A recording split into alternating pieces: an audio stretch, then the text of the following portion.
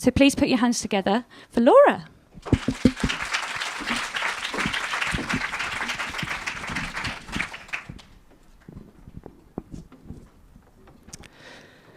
When I interviewed women for my book when I was researching, I asked them the question, if you told your friends and family that your partner was transgender, what would they say? And one woman said, my dad would get the gun. And many of us live with secrets in our lives. I'm sure all of you here have got something in your closet. But how many of you live with a secret where if you told someone, that might be the reaction you'd get? My dad would get the gun. And you might all be sitting here now with assumptions, and I think that phrase is quite telling because we shoot first and we ask questions later. But if you're sitting here with assumptions, maybe about me, maybe about my relationship, I'd like you to just hold on to those because I'd like to come back to them later. So, I was in a relationship for 13 years with someone who identified as a transvestite. And we kept it secret. And we lived with that secret within our relationship. And it was hard, it was difficult, because it affected every part of my partner's personality. It affected our relationship. He suffered with depression. We didn't have much of a social life. We didn't travel. We were kind of living life really just day to day existing. And I was 100% supportive of him being transvestite. And when he first told me, I said, I will support you. We'll work through it together. And 13 years later, that still hadn't really worked. So there's a social network site for the transgender community called TV Chicks. And my partner and I were on this website chatting to people. And I decided to meet up with somebody, Nikki, to see if we could, try and get some ideas from her, see if she could help us, because she was completely out. And the day I met her, I was just completely overwhelmed by her, because she was clearly somebody that lived her life completely with her heart on her sleeve and totally unapologetic for who she was. It was a case of, this is who I am, and that's for you to deal with. Ask questions if you want to, and I'll help you, but this is who I am. And it was incredibly refreshing to meet somebody like this, that open and honest with the world. And it was quite attractive. So, but I think the real thing was that she inspired me, and I think what she started to inspire in me was, who was I really? Who am I really? Am I living the life that I want to live? And there was also something else going on in my life at that time that I felt I needed to come out about. And Nikki inspired me to do that. So I'd recently taken a new job at the time. I'd started a new career. And this was a job that I had really, really wanted. I had fought for it in a very tough interview process, assessment centre, got the job. And I was failing. I was failing at it because I'm dyslexic. And I was pushing all this stuff down inside of me. I was pretending day to day that I could cope with this. If I could just get through that day, it would be fine. But clearly it wasn't. So I decided to do the thing you're probably not supposed to do. I decided I'm going to tell my boss I'm shit at my job. So it came to the day where I had to do this thing, and I sat down with her. And as I'm standing here now, I can almost feel all the same emotions that I felt then. I felt absolutely, utterly sick to the pit of my stomach. Sweaty palms, whole plethora of emotions, shaking. And I went in and I sat down and I said, I can't do this job because I'm dyslexic, and the work does not fit with my dyslexia. And she cried, and I cried.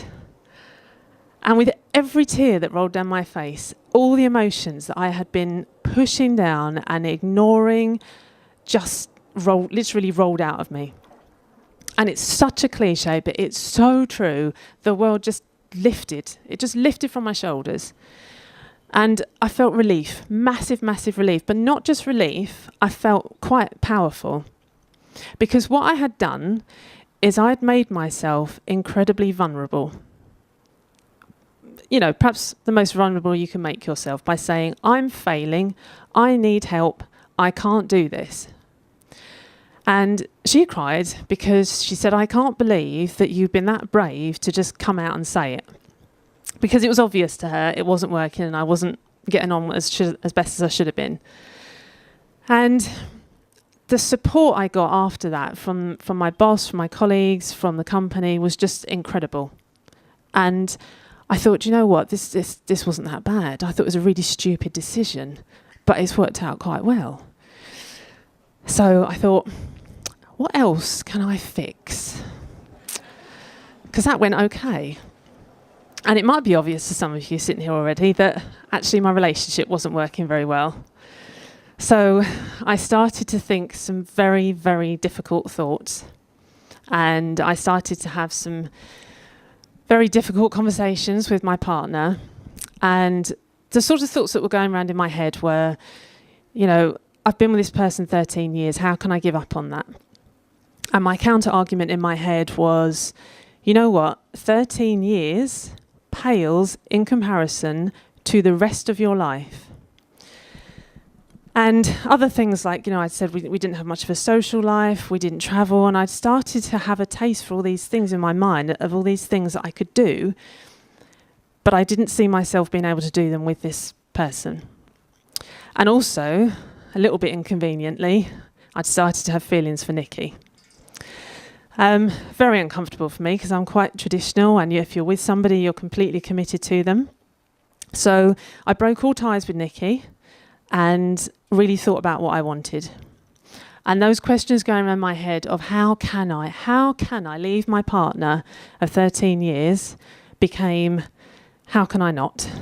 Because I don't want to live with what if. So I didn't know if Nikki wanted to be in a relationship with me. I didn't have a safety net there. A bit like the job, no plan B, didn't know what was going to happen. World could fall apart. But it didn't, obviously. So I chose me. I didn't choose Nikki, I didn't choose my partner, I chose me. And I took some time for myself. I went on holiday abroad with a friend. I was offered another job, which was a perfect fit for me and I absolutely loved. But it was obvious that Nikki and I had fallen in love and we did want to be together. But we started the relationship by having some really open, honest questions because clearly this relationship was going to be very different for me from my last. Because Nikki is completely out. Everybody knows she's transgender. And so that would mean everybody was going to have to know that my partner was transgender and I was going to have to tell them that. And that might then lead to me telling them actually for 13 years, I didn't tell you that my previous partner was transvestite.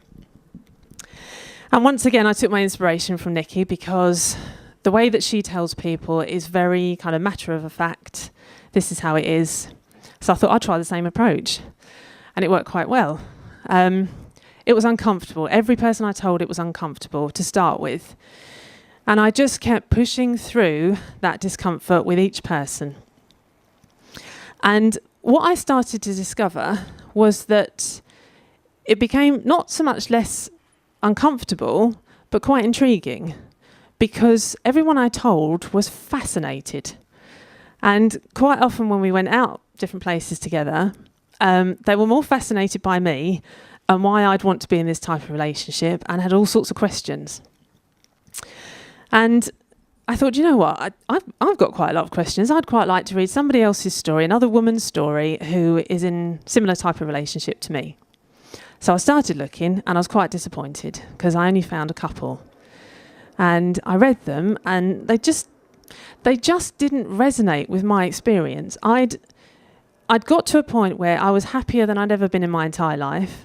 And it actually was because of this unusual element in my relationship. So I had this thought, what if I write the book that doesn't exist? So I started to write the book and I wrote it on a mini laptop on my tube journey to and from work. But there was a point where that pesky dyslexia rose its head again. And this time I said, "You're not having this. This is mine. I'm going to do this and I will find a way around you." And I did, through lots of tears and tantrums, and I can't do this. Why am I putting myself through this? And again, something interesting happened again. I made myself more vulnerable because by that time I'd built a blog, and I went on the blog and I said, posted, "I can't do this. I don't need to do this. I'm going to give up." And again, just amazing support from people. People saying, "No, you have to do this. This book is needed." People from the transgender community and partners who wanted this book out there. So a couple of professional proofreaders, a few months later, down the line, we are where we are, the book's published. And while I was writing the book, I read the book Eat, Love, Pray by Elizabeth Gilbert. And in her book, she says that every person, every one of us, has a word that describes us, almost like our middle name. And as soon as I read that, it was immediate to me that obvious my word was experience. Everything I wanted to do in life was about notching up something else I hadn't done before. However small, however big, I wanted to experience. And so I've experienced lots of things since meeting Nikki and since completely changing my life. And I'll tell you just a few of them. I was interviewed in an article for Marie Claire magazine with my partner. It was published. I started the blog, as I said, published a book. I travelled to America on my own. I climbed a mountain. I discovered a love for yoga, took up yoga classes, discovered a love of cooking. I took singing lessons. I'm starting my second year of retraining as a counsellor in September. And public speaking. And, I've gone on this journey from not living, being afraid, living in fear of what people might think of me, to making myself completely vulnerable, putting myself out there, not caring what people think. And the result is that I have a better life. I have a life where I'm loved by my partner unconditionally. I love life and I love me. And I'll leave you with this. If transgender people can find the strength to be open with the world about who they are, with all the challenges that brings, then can't all of us find the courage to be honest with the world about who we are? Thank you.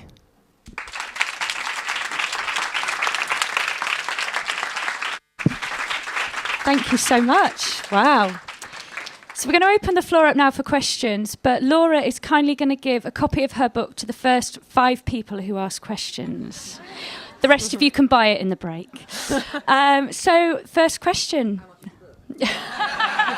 It's £6 special price tonight. Did you get a book for that? No. Diana.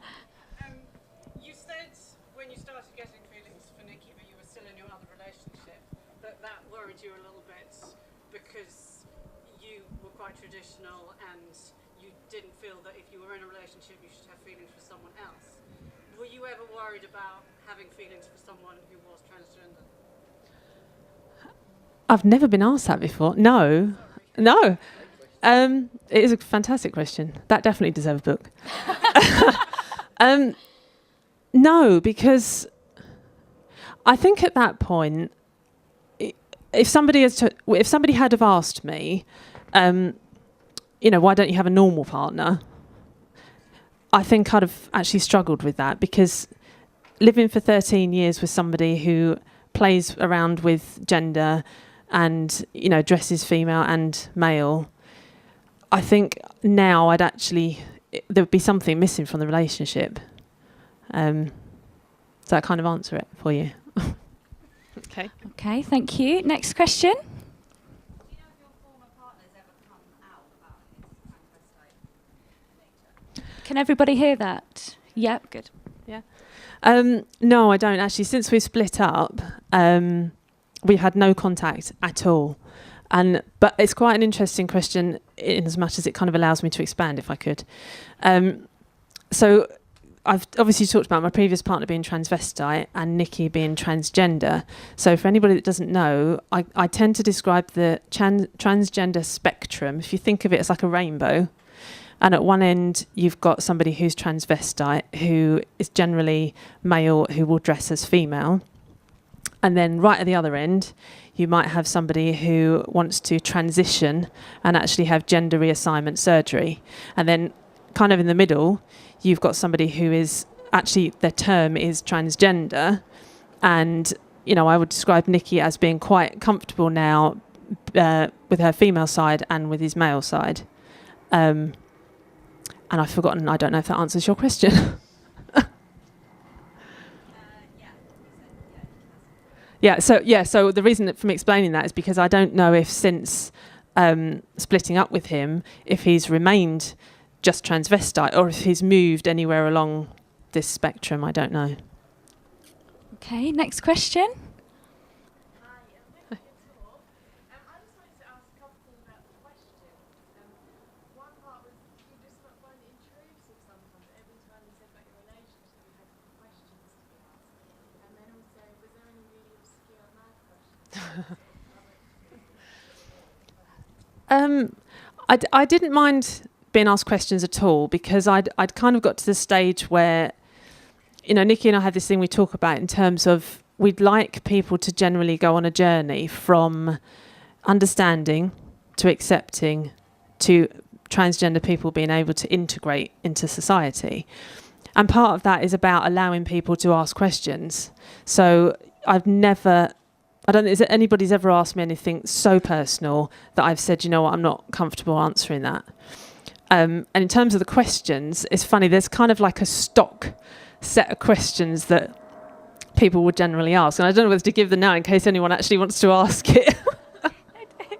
So things like, how often does Nikki dress as female? Is quite a good one. My brother, actually, when I told my brother, his first thing he said was, does he have 2 wardrobes? Which I think is a great question. And the answer is no. They're all just merged. Dresses, shirts, all just merged, really.